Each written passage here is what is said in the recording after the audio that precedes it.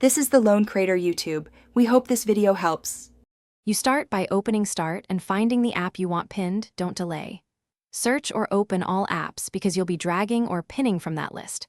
Once you see the app icon, right-click it to reveal options. This is the first actionable moment. If you plan to pin multiple apps, hold space in Start so you can repeat quickly. Make sure the app is installed and visible, then proceed to pin or drag as described next. Now you pin or drag. Right-click the app and choose Pin to Taskbar because that's the reliable method across app types. Alternatively, drag the icon from Start or the desktop down to the taskbar and release. Windows shows a placement animation so you know it worked. Once done, the icon stays even after reboot. If an app lacks a pin option, create a desktop shortcut first, then drag that shortcut to the taskbar to force a pin. Finish by arranging icons to your preferred order.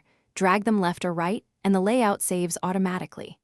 If an app won't pin, restart Windows Explorer via Task Manager. That often resolves shell glitches.